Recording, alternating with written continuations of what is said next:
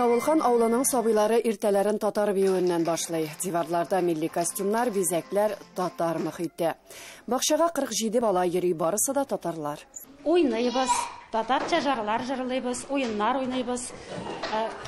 Байрамнарда, например, праздник мам 8 март байрамнарында в основном поем жырлыйбыз, татар жырлар җырлыйбыз. Алия Мөхәммәтҗанова гаиләләрендә иң кечкенәсе. Балалар бакчасында ана телендә сөйли алучыларның берсе. Мин Алия, миңа 6 яшь. Мин яшәм Янтыкта. Тавылхан авылында балалар бакчасы мәктәпкә карый. Мәктәпнең яңа бинасы 90-нчы елларда колхоз җитәкчесе Шамил Юскаев тырышлыгы белән төзелгән. Мәктәп рәсми булмаган рәвештә авылдашы исемен йөртә. Истәлек тактасы куелган. Халык аваз иҗаты. Әйдәгез искә төшереп киттек. Нинди төрләр була шул халык аваз иҗатының?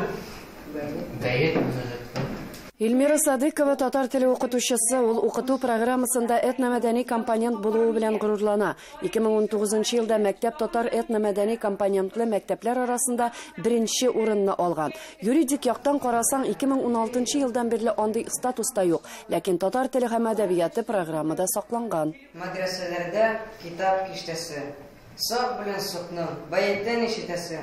Мәдрәсәләрдә пыяла ишет, сак белән сукны, бәйеттән ишет. Атнага бер дәрес татар теле, әдәбият һәм 1 сәгать класстан тыш уку. Дәрес бәйет һәм мөнәҗәтләргә багышланган булса, бигрәк тә күңелле. Чөнки Янтык халык телендә җырлаучы авыл. Жанр буларак бәетләр 14-15 йөзләрдә барлыкка килгән. Тавылхан авылында әле һаман да бәйет мөнәҗәтләр яңгыратучылар бар. Шуңа күрә укучылар аларны китаплардан түгел, шул мирасны саклаучылардан ала.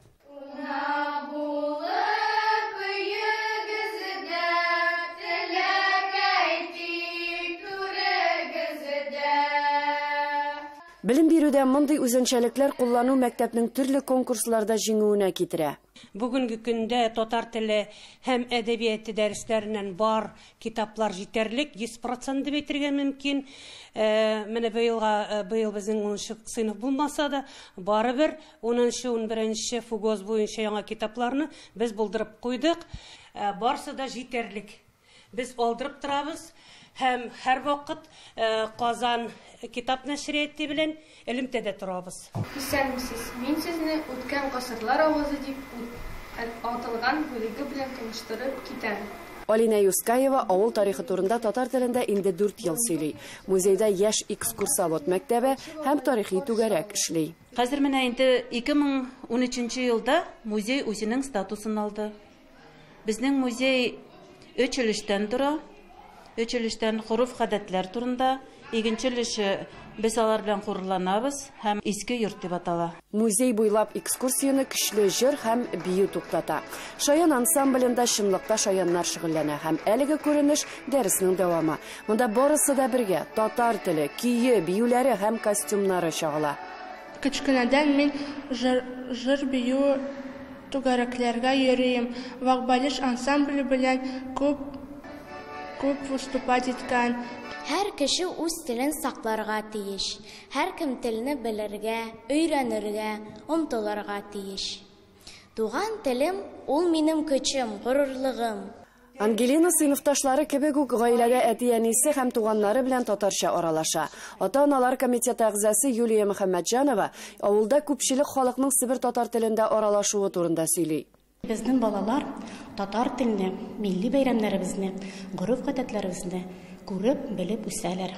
Ата-ананың бәхете балада, баланың уңышларында.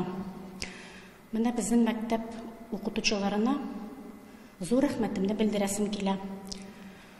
Чөнки алар менә безне, балаларны тәрбияләп, белем биреп укыталар.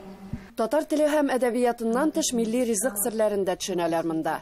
Кыскасы, Тавылхан урта мәктәбендә татар этномәдәни компоненты уңышлы эшли. Ләйсәнә Садретдинова, София Хәйруллина, Татарлар Төмән өлкәсе.